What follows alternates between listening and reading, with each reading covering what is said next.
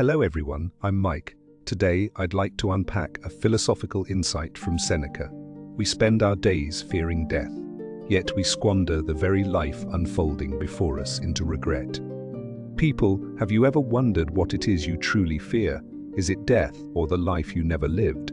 I have seen many souls who feared dying before they ever learned how to live. They spend their days avoiding the inevitable end, and in doing so they sacrifice their time to meaningless anxieties and trivial pursuits.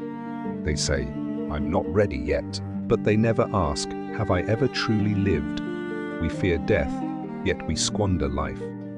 This is humanity's deepest irony, like fearing the night before dawn while blindfolding ourselves at daybreak. Death is not something that happens in the future. It happens within us every day. With every pause between breaths, with every moment that slips away, time silently escapes through our fingers. And yet we busy ourselves chasing things that were never truly ours. Wealth, fame, approval. We trade life for illusion, and then wonder why illusion cannot accompany us to the end. I once said, it is not that we have little time, but that we waste much of it. The tragedy of life is not its brevity, but our belief in its endlessness. We plan tomorrow's pleasures while forgetting today's breath. We fear death because we have never truly faced ourselves.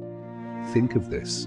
If you were told tonight would be your last, what would you regret? The work undone, the chances missed, or the moments when you could have loved but chose silence instead?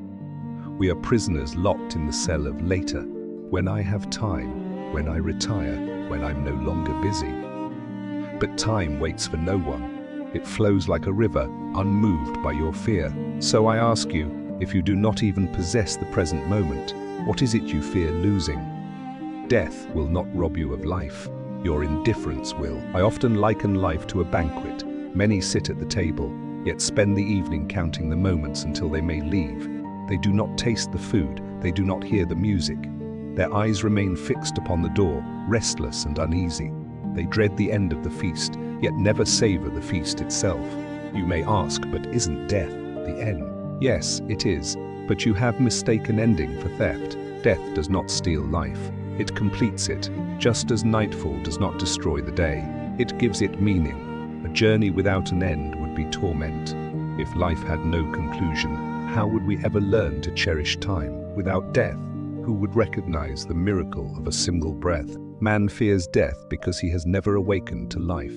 He is like one lost in a dream, longing to sleep forever, yet terrified of waking. So he flees from silence, fills his emptiness with noise, and hides from the quiet watcher within, that self who observes but never participates. Listen to me, death is not an enemy, it is a mirror. It reflects how carelessly we spend our days, how easily we betray what truly matters.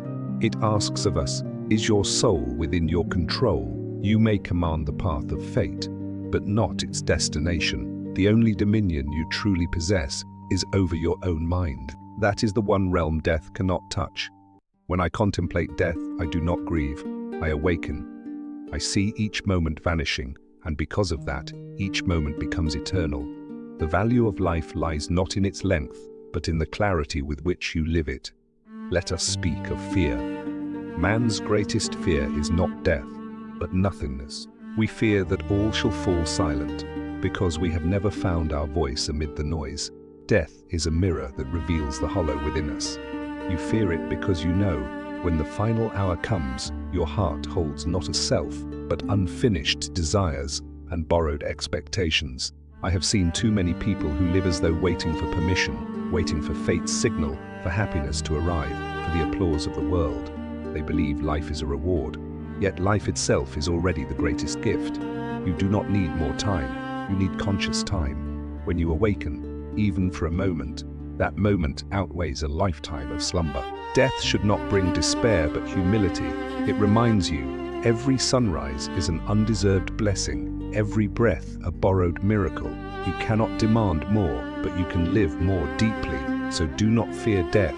Fear the feeling of never having lived. Fear leaving this world still asleep. At night, I often sit in silence, watching a candle's flame tremble in the wind. The flame is brief, yet it lights the entire room. That is life, brief, yet radiant. You cannot make the flame eternal, but you can refuse to waste its burning. That is wisdom, not to seek immortality, but to awaken while you burn. When death arrives, the wise do not weep, they smile, for they have lived many times, in every act of awareness, in every silence, in every moment of gratitude. So hear me, do not fear death. Fear the emptiness of a life unlived. Fear walking through the world without ever truly seeing it. Learn to feel the infinite within the finite. Learn to find peace in the passing of time. Learn to live fiercely beneath the shadow of death. Then you will understand, death is not an ending, but a soft sigh from the depths of life itself. And after that sigh, you will finally know what it means to be truly alive.